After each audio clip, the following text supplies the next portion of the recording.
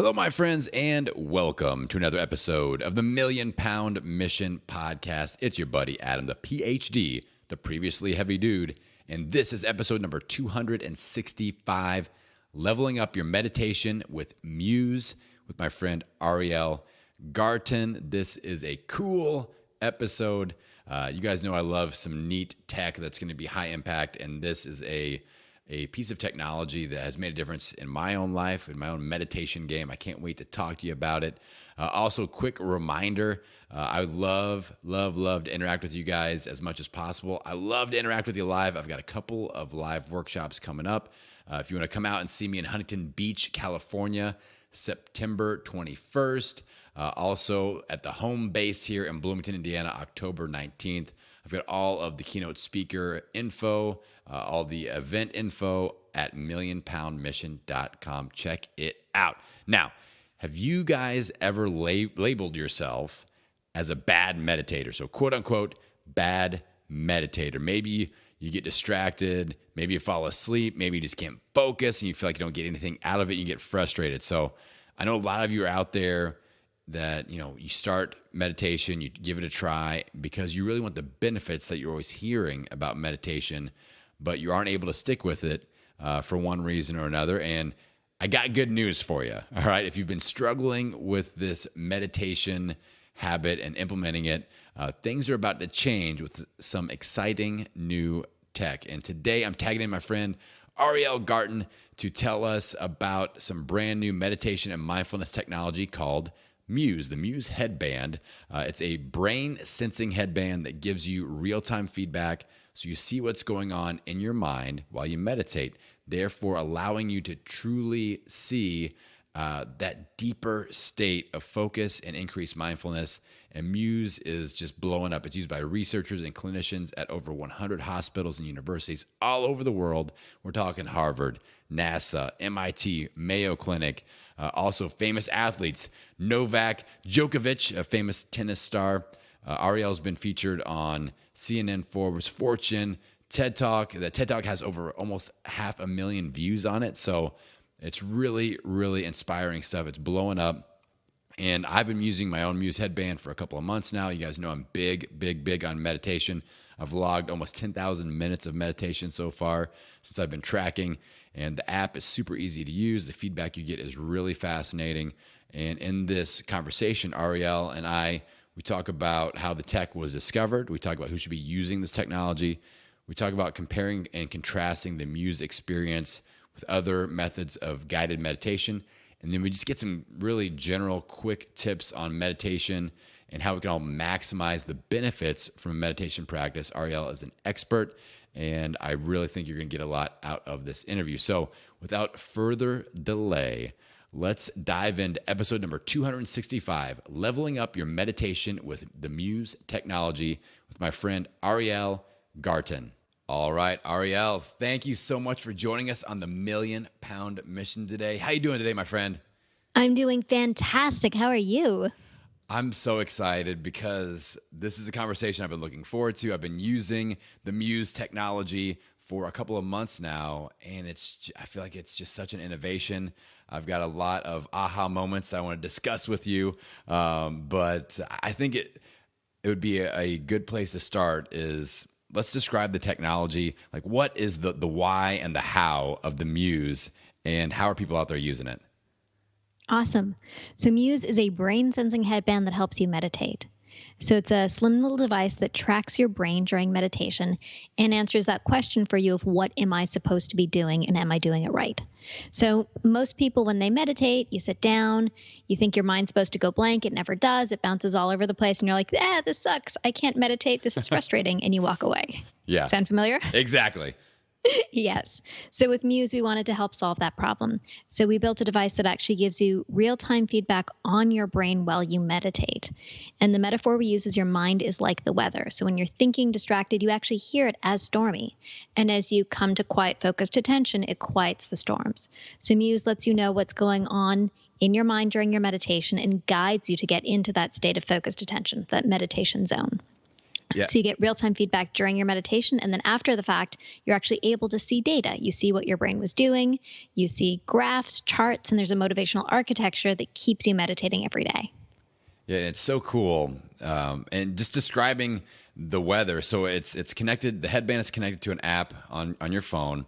And what Ariel is describing is actually like you hear the weather sound, which is it's amazing feedback. And I really love hearing those birds chirp, Ariel. I don't know about you, but when I get the birds coming down and making the bird chirp sound, I'm like, all right, I know that I'm nailing it. And I'm somebody, as a podcaster and a serial entrepreneur, my mind is always so busy. And you describe me perfectly. When I meditate, my mind wanders. And ever since I've been using the headband, it's that feedback has allowed me to, it's hard to describe, but I can center myself much more effectively, where I find that nice quiet, it's like a cloudless sky in my mind. Does that make sense? Perfect. That's amazing. So let's talk a little bit about how the actual technology came to be. Like, how did this contraption get invented? Because I feel like it's a huge innovation. Thank you. So the device uses EEG, so an electroencephalograph. It's little sensors on your forehead and behind your ears that's actually reading your brainwave activity. So when you think or do anything, you produce brainwaves. And so what we're looking at is the brainwave activity associated with focused attention versus the activity of mind wandering. And so that's how we're able to detect your brainwaves and the changes in your brainwaves, and then turn your brainwave activity into sound so you hear what's going on in your mind. I started in an early research lab in the 2000s with Dr. Steve Mann. He's one of the inventors of the wearable computer. And he had this very early brain-computer interface system, simple electrode that we would use to make music with people's minds. So you'd put this single electrode on the back of your head, and by shifting your brain state, by focusing or relaxing, we could actually create sound, and you could control sound with your brain. We did lots of experiments thinking about different ways that this could be applied, and finally stood back and said, like, whoa, what we're really doing here is teaching people how to focus, how to relax, how to change their brain state, showing them what's going on inside their brain when that happens. And this is going to be an extraordinarily powerful tool to teach people to change the relationship with their own mind. We all want to improve what goes on in our mind, but there's so few tools that help us actually know what's going on in there and help us tangibly interact with it. And so we recognized the best way that we could do it was to help people meditate and to build a tool to help people meditate more effectively with real-time feedback from their brain. Yeah, it's amazing. The first time I put it on, I'm sure most people do this. Like, I totally tried to mess with it. I'm like, all right, if I'm going to purposely do a real busy mind and think about stuff and see if the weather changes, and it does. Like, it literally does. And it was just, I was like, wow, this is pretty amazing. Now, one question I did have is there any sort of a delay in the audio cues that we're getting, or is there is it pretty real time as far as when you start wandering with your mind? Is there like a 10-second delay and then the sounds start changing, or is it pretty right in cue? There's about a half a second delay. Wow. So if you feel there's a little sensation of delay, that's correct. There's about a half a second of delay. And that gives us time to assess if this is really a mind wandering or if you're pulling it back.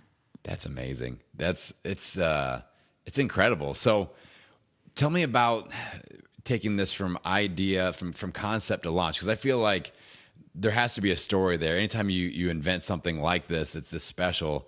It's not just like everybody going, yeah, this makes total sense. Was there any anybody that's out there kind of saying like this is BS or this doesn't work or anything like that was putting up some resistance against it? So it's been a pretty extraordinary journey. We started, as I told you, with concerts where we were making music with people's minds. We then went on to try to control physical stuff so that people could literally control things with their brain. We did this massive project, the Olympics, where people were able to control lighting with their mind. And we were Ontario's Future Showcase at the Olympics. And from there, it was an incredible journey of bringing a crazy technology to market. And people would say, like, what? Is this possible? Could this work? And I just had that vision to know that this was going to work and this was going to be possible. And it took a while to find what the right application was going to be, and that meditation was really going to be the thing that was going to move the needle for humanity most. And, early on when we started, meditation wasn't even that well accepted. So it'd be like, we're building a tool that's going to help you flex the muscle of your brain. And some people would be like, isn't this like meditating? We'd be like, do you meditate? And they'd be like, yes, I do. We'd be like, yeah, it's actually meditation. Oh, that's awesome. But now that, meditation is so well accepted as something that everybody should be doing, we no longer get that kind of feedback. Yeah. So let's maybe compare and contrast a little bit with like this Muse versus a traditional guided meditation. What are some of the benefits to using the Muse technology versus somebody like going on YouTube and just doing a follow along guided meditation? So there are many different forms of meditation. The Muse uses focused attention on the breath meditation. So in a focused attention on your breath, you focus your attention on your breath, your mind wanders, you notice that your mind has wandered, and then you return it to your breath. And so when you're doing that, you are doing something called the attentional control loop. So your mind wanders, you notice that it wanders, and you return. When you notice that your mind has wandered, and then you choose to take your mind off your wandering thoughts, what you're doing is you're actually choosing to take your mind off these negative thoughts that you have, or these ruminating thoughts that you have. And when that happens, you can become calmer, reduce your stress, and you also are able to actually change the relationship to your thoughts. So most of us just sort of have brains that we feel are thinking us, and we're just like, our brain's going all the time. And as soon as you recognize that you can take your mind off your thoughts and put it onto a neutral object, like your breath, you all of a sudden have shifted the relationship between the thoughts that are naturally occurring and what you choose to do with them. You now have control over your own thinking, which is huge. So if you just put on a guided meditation, you might be like, guided to calm, and isn't that nice? But you're not necessarily doing the work of strengthening your attention, maintaining your attention, learning how to have metacognition, the ability to notice your own thinking, and then learning to have choice and control over the contents of your mental space. So the basic focused attention practice lets you learn those skills. What Muse does is it lets you learn a focused attention practice sort of faster and in some ways more efficiently. So in a basic focused attention practice, your mind wanders. It's your job to notice that it's wandered and then to bring it back to your breath. For a lot of people, your mind wanders and it's like 1, 3, 5 minutes. And you're like, oh, right, I'm supposed to be noticing that I'm wandering and then returning it to my breath. And so what Muse does is it cues you instantly to say like, hey, your mind is wandering. So it lets you very quickly build that metacognition, the awareness of your own thinking, and then very quickly return yourself back to your breath. Now, that act of noticing that you've wandering and returned, that's kind of like doing the bench press rep at the gym. So if in a regular meditation and it's a few minutes before you notice that you wander, you can maybe get in 10 returns in a 10-minute meditation. With Muse, you can notice instantly and instantly be able to be cued and come back to your breath. So you could get in 100 noticing and returns, 100 of those attentional loop bench press reps during your 10-minute meditation.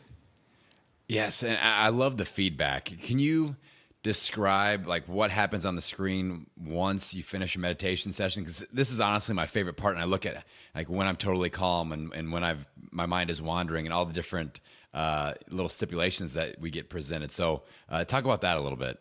Cool. So during your meditation, you're going to get real-time feedback, and that's the sound guidance we've been talking about. The weather, the birds when you're super focused. So if you're focused for 5 seconds or more, you hear a little bird tweet, and it's a very lovely reinforcement to remain in the state. And then after the fact, you actually get to see the data of what your brain was doing. So you've got a graph that shows you when your brain is in active and when it's in calm. And so you see little spikes every time your mind is wandered up into active, and then the graph comes down and remains once you're in calm. And so you actually get to track your brain, and we also track something called recoveries. So it's not really important how much time you spend in active versus calm. One of the key things that we're teaching you to understand and to notice is every time you've noticed that your mind has wandered and returned. That's called a recovery. So all of our minds can wander a lot. That's okay. It's natural. The key is what happens when your mind wanders. What choice do you make to actually notice it and then return it to a neutral object and say, nope, I'm not going to follow that wandering mind. I'm going to choose to take it somewhere else. So we show you recoveries. We show you the number of birds that you got, the amount of time that you've spent in calm, and people find that to be very motivating to continue their practice to see how their calm has grown session after session. And then we also have a motivational architecture of rewards, streaks to keep you coming back every day. And so for some people, you might be like, isn't rewards antithetical to meditation. Isn't meditation just about being? And really, meditation is a non-judgmental experience of your own state. At the beginning, we add a bunch of motivational architecture and gamification so that you start your practice and you stick with it. But over time, those rewards kind of flitter away. And it doesn't really matter how many calm points you got or how many birds you got. What starts to matter to you is the fact that you've meditated, you have the experience, and you're taking that value into your day. Hey, this is just a really quick break in the action to remind you that I've got 2 live Million Pound Mission workshops coming up. I'm going to be doing a half-day workshop in Huntington Beach, California on September the 21st, and I'm putting on a full-day workshop at my fitness studio, the world headquarters in lovely Bloomington, Indiana on October 19th. You can head on over to millionpoundmission.com to get all the details. You can see our amazing speaker lineup for both events, and you can grab that ticket before we get sold out. Now, back to the episode. Yeah, I love the data. I love how you can kind of build momentum, see the minutes meditated, your streaks and all that. So the process has totally sucked me in, Ariel. So it's worked. We got you meditating. Yes. And so let's maybe talk about meditation in general, because I feel like this is a skill, especially with our audience, that a lot of people are on a transformation or weight loss journey like I've been in. And I feel like if we can harness our thoughts and our mind a little bit in this fashion and get out of the primal reactionary mode of I'm stressed, so now I'm going to stress eat, and create that buffer with our mind and be able to pull back and create that little barrier and say, okay, I'm going to get out of reaction thinking and into reality thinking and realize what actually is happening before I've got a half a cake down in me. So let's talk about just the skill set of meditation, how important that is to build that muscle. Cool. And you said it so beautifully. So what meditation lets you do is it lets you respond rather than react. So it teaches you that you can have thoughts, but you don't need to follow them. And that is huge. So I might have a thought of like, oh, I'm stressed. Oh, I need to coddle myself. Oh, this is going to be awful. And I could choose to follow that line of thinking. Or I can say, you know what? I have a tool that I've learned to take my mind off of this line of thinking because I know where this line of thinking goes. It's never to a good place. It's always repetitive and it just makes me feel crappy. I can choose to take my mind off this line of thinking and put it onto something neutral, which is going to be supportive of me. So I can now take my mind off of those negative wandering thoughts and say, like, I'm going to put it on my breath. I'm going to focus on my breath. I'm going to relax my body. I'm going to let my body feel the beauty of its own existence through the act of breathing. And I'm going to be here in this moment. And this moment right now contains none of the concern about the thing that we just did that made us unhappy or the call that we just had.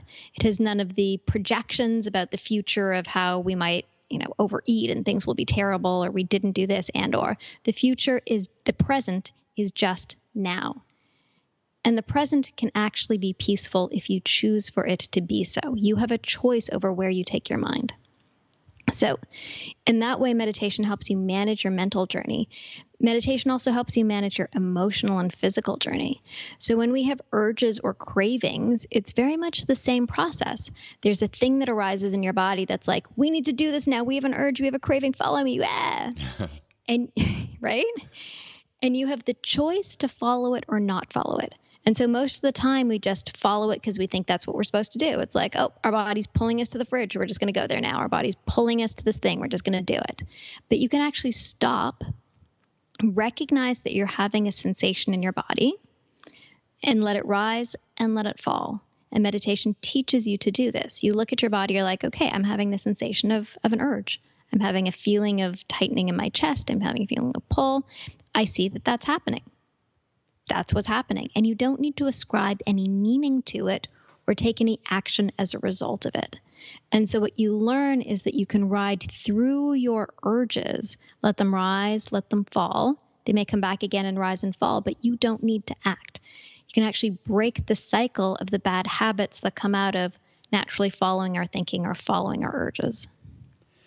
Have you noticed any difference as far as the effectiveness of using, meditation in general, I guess, as far as what what time of day people are meditating? 'Cause I know a lot of people I meditate first thing in the morning because that just primes my sense of being for the entire day.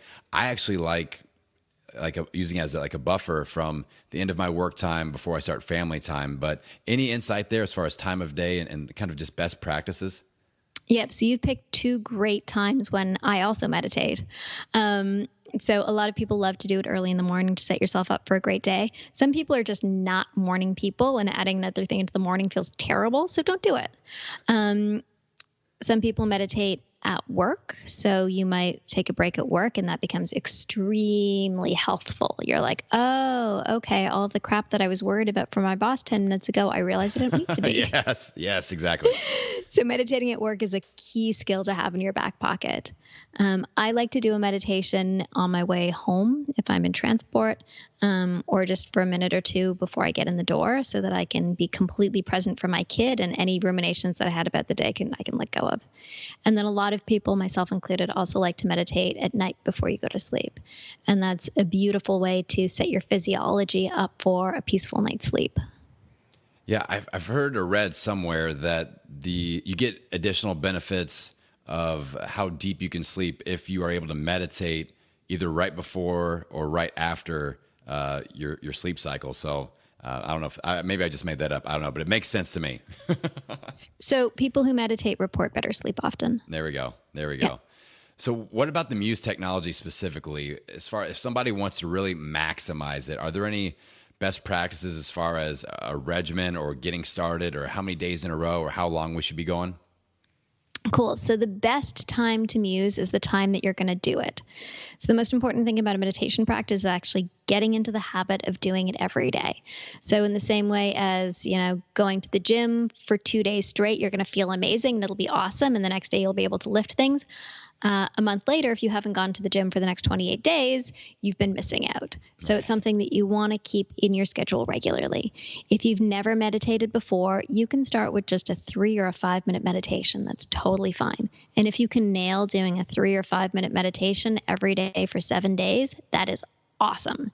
And then when you're ready and you feel like, okay, I want to start expanding this, I want a little more challenge, you can expand it up to 7, 9, 10 minutes.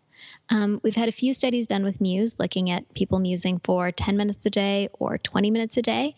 And in those, we've seen interesting outcomes from those studies. So one with Baycrest Hospital demonstrated that people found more calm and also saw improvements in cognitive function as measured by the Stroop task through 10 minutes of meditation per day. That was just, one small study, but an interesting data point. Another one by the Catholic University of Milan had people starting at 10 minutes a day. And after 4 weeks working, they were up to 20 minutes a day. And they also saw improvements in cognitive function and persistent changes in brain activity that demonstrated or suggested more calm and focus throughout the whole day. Wow. And that makes sense. I mean, that's why those are the reasons why people meditate. So the fact that they're seeing that kind of result. And I think with the Muse technology, just the fact that I've been doing this for 2 months and now I've been doing it consistently, and I feel more effectively as a I raise my hand when people ask if there are any mind wanderers out there. And what about the people that tend to fall asleep when they meditate? Any remedies for that? So that is so normal to start out with, and don't feel worried, don't feel embarrassed. It's totally okay. I fell asleep when I started meditating too. So Muse is really helpful for that because it keeps you engaged. You're not just doing nothing. Some people even fall asleep musing, and that's okay. And you can actually even see the point in your graph when you fall asleep. It starts to just trail off. And so again, you just want to stick with it. Don't be worried about the fact that you're falling asleep. Don't berate yourself. It's okay. It's just what your body needs to be doing right now. And as you build the habit, it'll get better. So when I first started meditating, really initially, I started falling asleep during meditation. After a couple of weeks, that started to fall away, and I would take deep breaths. So when I started to find myself getting drowsy, I would notice what was happening, because that's one of the important skills that you're building, and then, adjust my posture, sit up straight, take deep intakes of fresh air to keep myself awake and alert.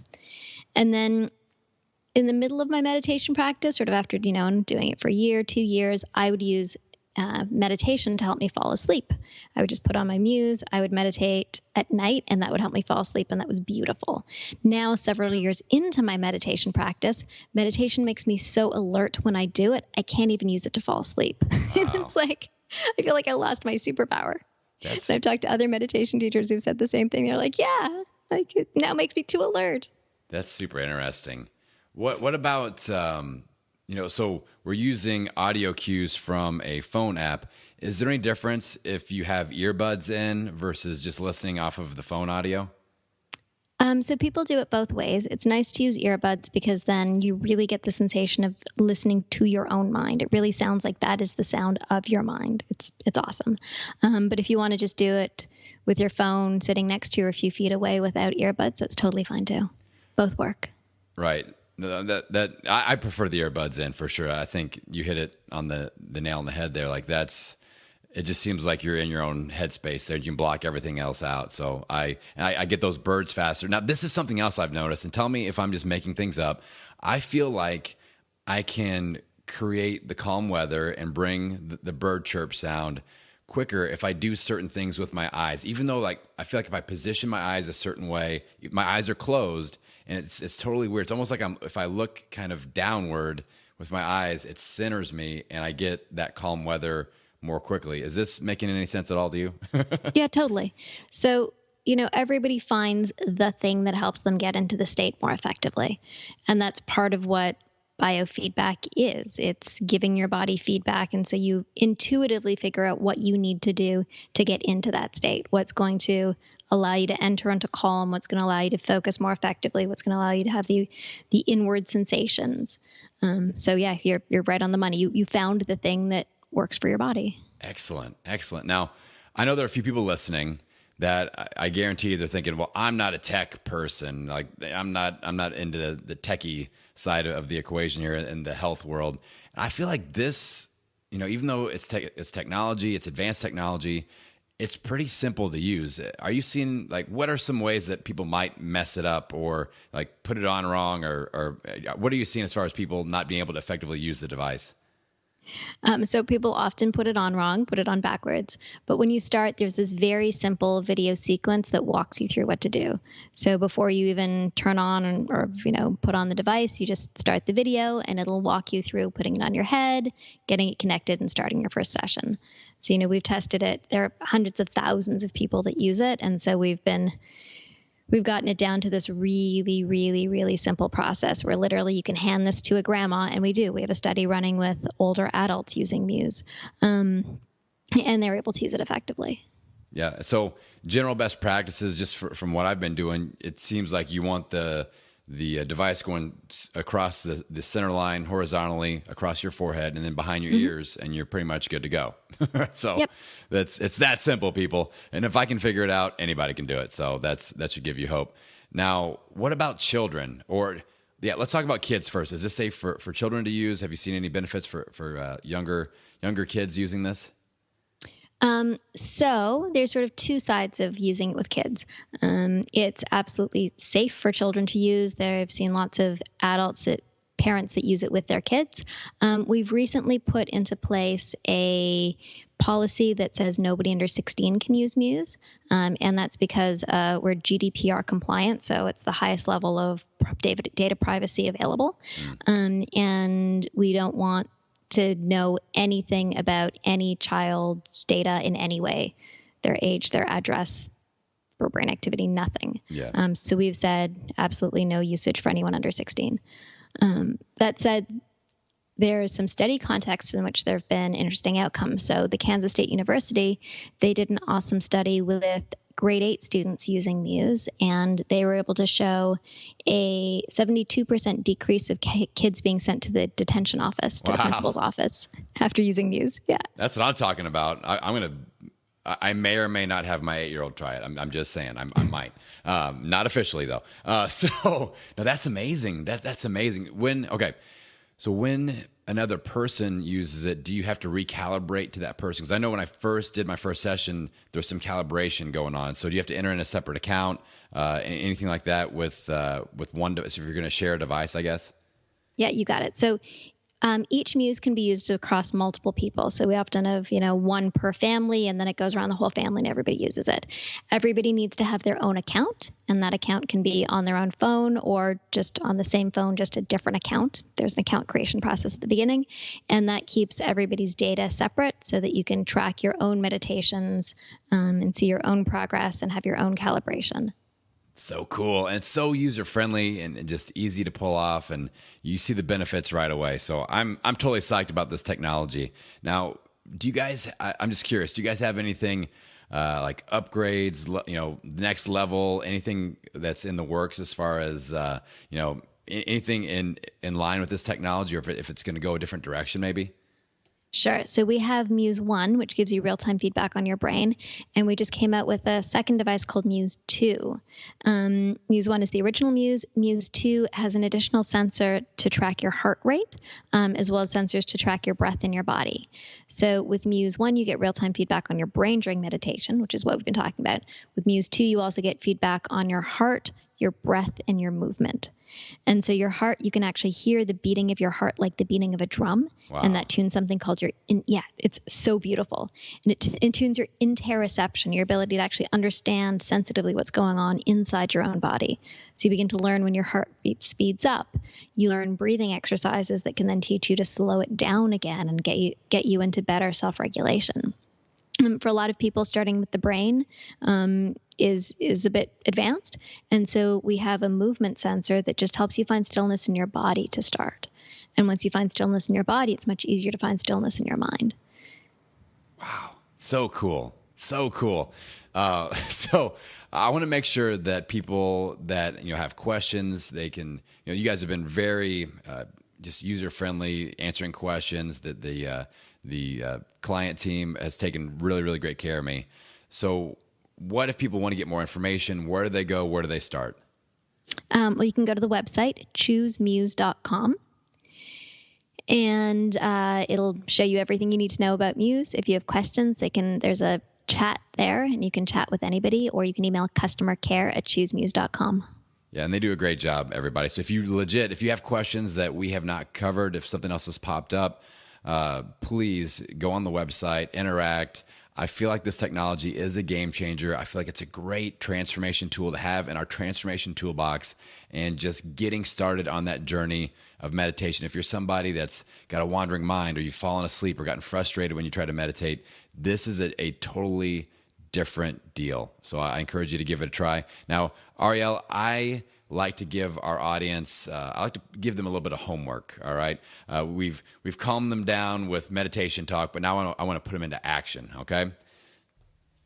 So what I would like to do is, let's say that there's somebody out there that is a previous meditator and they feel like they've kind of failed at it before, and they're ready to get it going again. So what would be one just quick tip that they could take and put into action over the next 24 hours just to kind of level up their meditation game and give it another shot? Sure. So the first thing to remember is there's no such thing as a failed meditator. If you meditated before, great, you can meditate again. Don't think that it's too big. Make it really small for yourself. It's not like, oh my God, I don't have 20 minutes.